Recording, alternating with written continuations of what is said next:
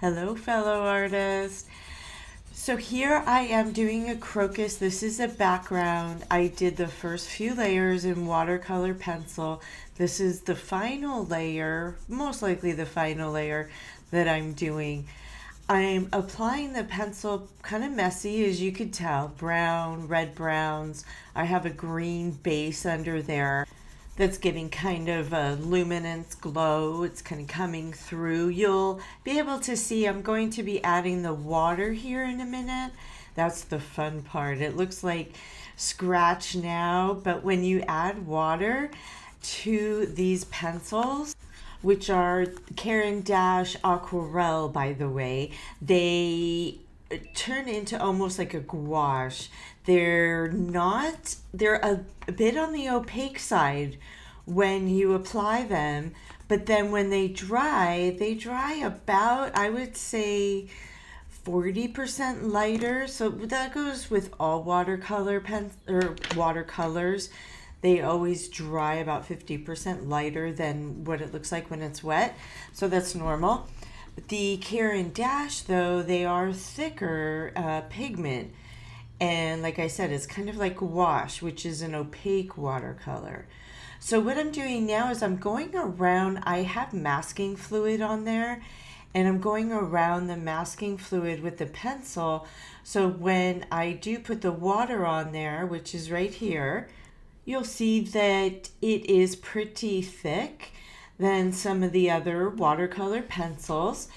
And I can get, as you can see right here, some really nice contrast and values, some nice dark values.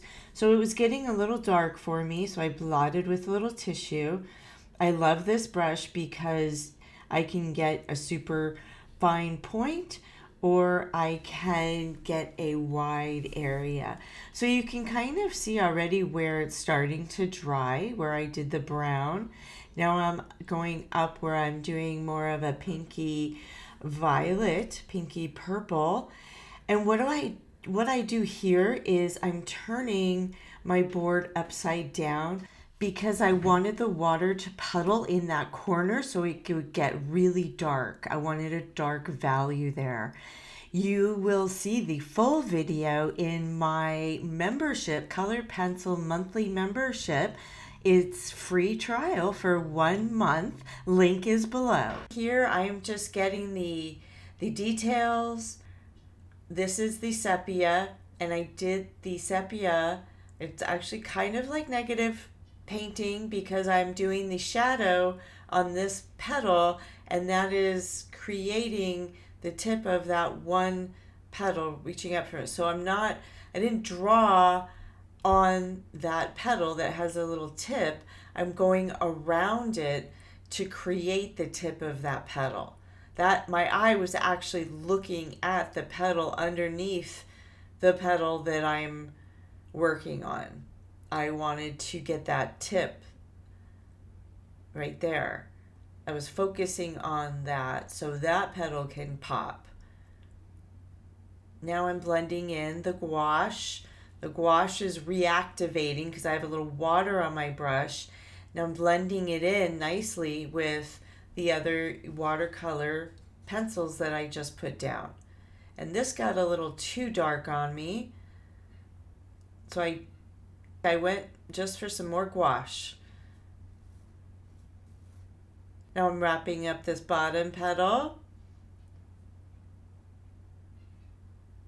And here we go. Finished result. So this was on a Fabriano Artistico hot press watercolor paper. The pad was 9 by 12, or is 9 by 12, and my drawing is 7 wide by 5 high. So I have a nice little extra space there. For a 1-inch border is most likely what I'll do. Thank you for watching this. If you would like to be a member to my Color Pencil Nerds group, I would love to have you. For more information, go to mollysfineartacademy.com/membership. I have weekly Zoom tutorials, lessons, and it's a great opportunity for your Q&A or even a critique on your artwork. I am live once a week, so it's a great membership. I am available for you. I hope to see you there, fellow artists. Thank you.